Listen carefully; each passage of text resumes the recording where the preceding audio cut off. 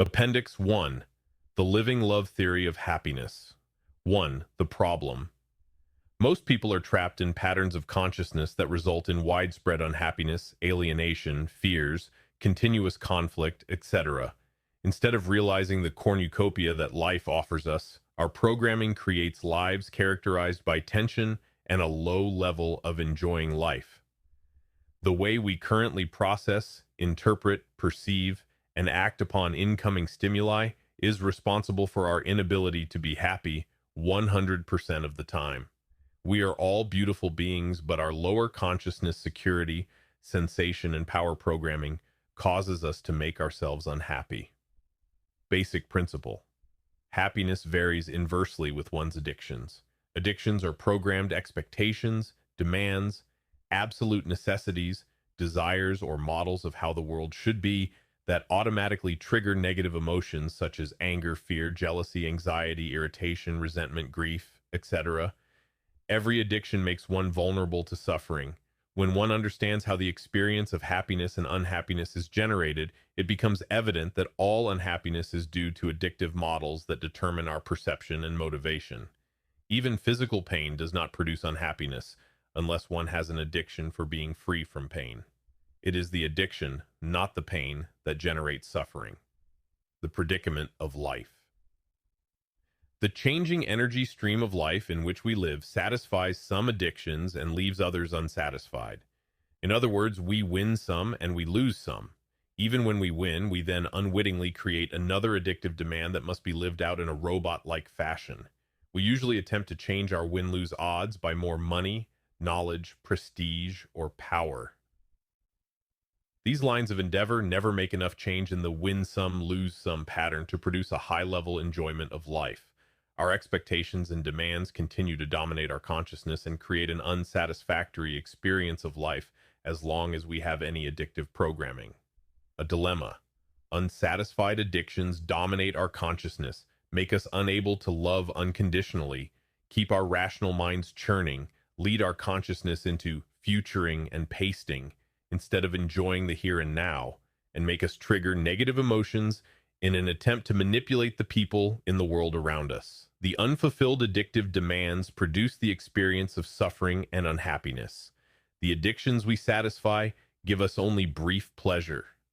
That which satisfied an addiction soon tends to form a new addiction that our nervous system indiscriminately protects and enhances.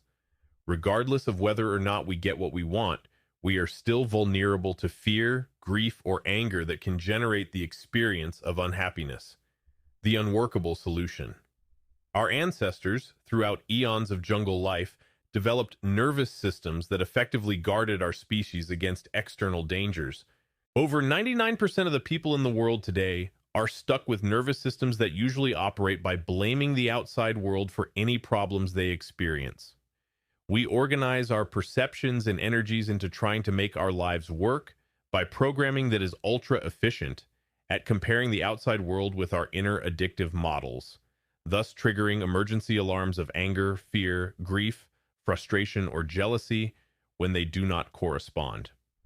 When we operate on lower consciousness levels, we trigger emotions that generate forceful actions in an attempt to change the outside world so that it corresponds with our security, sensation, and power addictions. The result is a roller coasting between pleasure and pain, which we try to ameliorate by increasing our skill at manipulation, meanwhile maintaining a social veneer of politeness, diplomacy, and a shallow degree of warmth and love. Conscious people always have a choice of whether to try to modify the actions of people around them or to change their responses to the incoming stimuli. The way to happiness. The practical solution to the problem of continuously enjoying our lives is to retrain our biocomputers so that the first response to a life situation is to harmonize our energies with the outside world instead of trying to force the outside world to fit our inner patterns. Unconditionally loving communication, which is not addicted to results, will usually permit the adjustments to occur that we need for harmonizing our energies. Every addiction leaves us vulnerable. Preferences enable us to continually enjoy life. When our biocomputers operate from preferential programming, our happiness is not affected. regardless of whether the outside world fits our preferences or not. This permits us to enjoy the here and now of our lives, to remain centered at all times, to love unconditionally, to avoid subject-object manipulation, to feel secure and invulnerable, to increase our insight and perceptiveness, and to feel at home in the world. When our biocomputers are retrained to interact with our world in these ways, we find that life gives us the optimum in security, sensations, power, and love. The living love way does far more than enable a person to passively adjust to the here and now of his or her life. It is a dynamic system for retraining one's consciousness to live an effective life that is continuously enjoyable. Appendix 2. Summary: the 5 parts of living love. The law of higher consciousness. Love everyone unconditionally, including yourself. The 5 methods, plus the instant consciousness doubler. 1. Memorize the 12 pathways and apply them to your problems. Be aware at all times of which center of consciousness you are using to perceive your world. Become more consciously conscious of the cause-effect relationship between your addictions and the resulting unhappiness. Use the catalyst, always us living love, as a tool for cognitive centering. Use the consciousness focusing method to accelerate the reprogramming of heavy addictions, plus the instant consciousness doubler. Expand your love, your consciousness, and your loving compassion by experiencing everything that everyone does or says as though you had done or said it. The 12 pathways. Freeing myself. 1.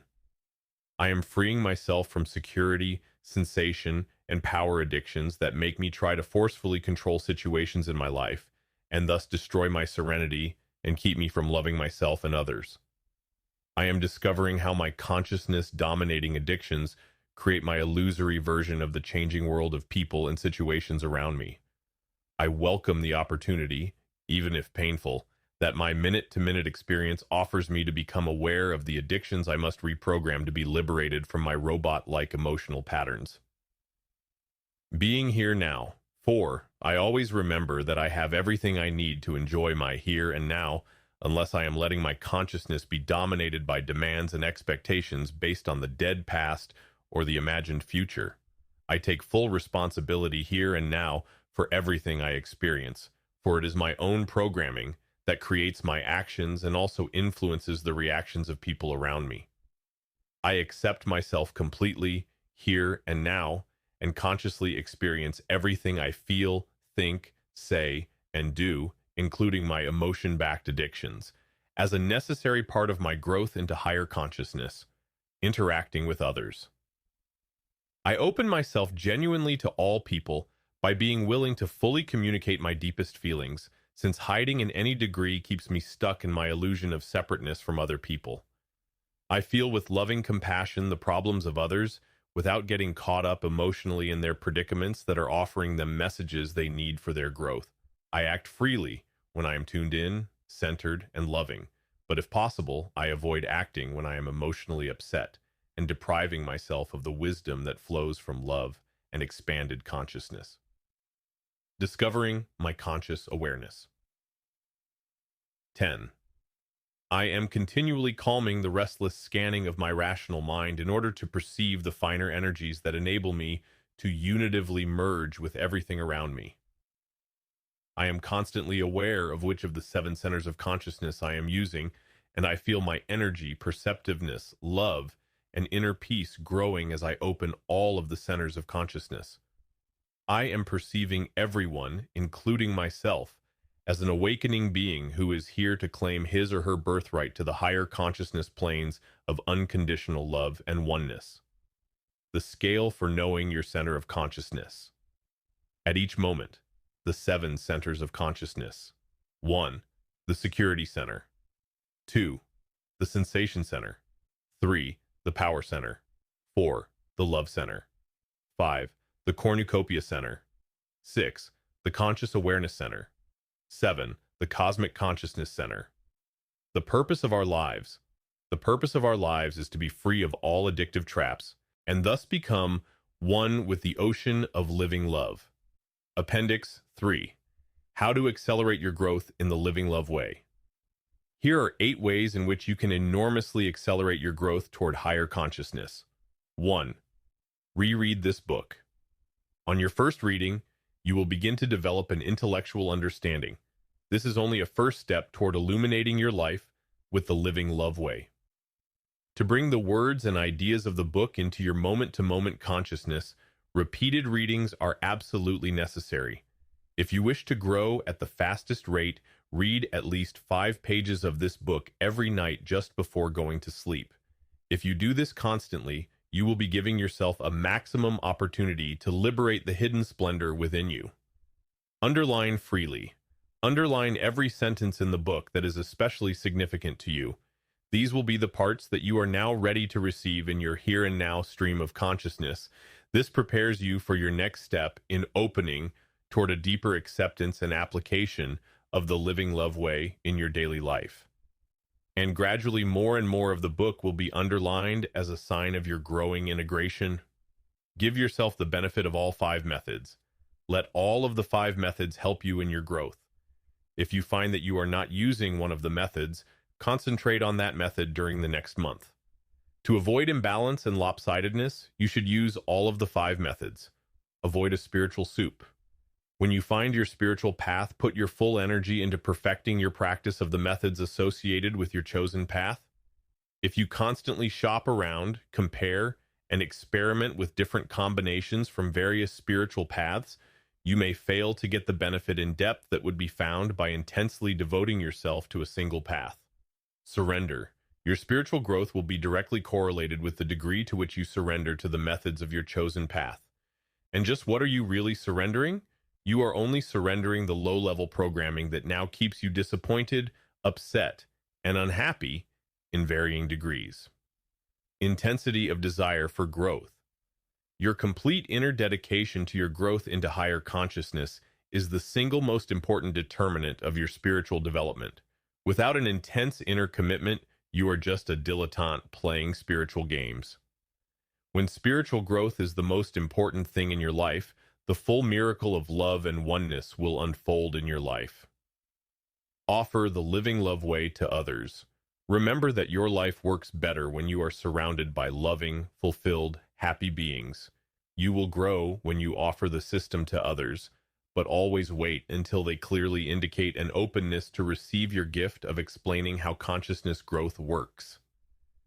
You must be very perceptive in offering the living love way to other people so that you do not create a duality when you are striving for oneness. Do not try to sell it to them or make them feel that this is the only answer to happiness in their life.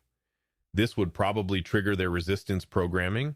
Instead, offer it by sharing your experience in applying the 5 methods. Set aside all pride and let them see your inner struggle to work on yourself. But don't insist that they should work on themselves in a similar way. Perhaps without any words of recommendation, you might simply leave a copy of the handbook on the desk of a close friend. As a part of your consciousness growth, learn to love everyone unconditionally regardless of whether he or she is interested in what you are doing. Attend a consciousness growth training. By participating in a consciousness growth training, you will have the opportunity to work with other people using the living love method. These weekend trainings can enormously increase your progress in up-leveling addictions to preferences and clearing away the roadblocks in your life. They help you increase your effectiveness in applying the living love techniques to your daily life situations. These programs are offered in the larger cities throughout the nation.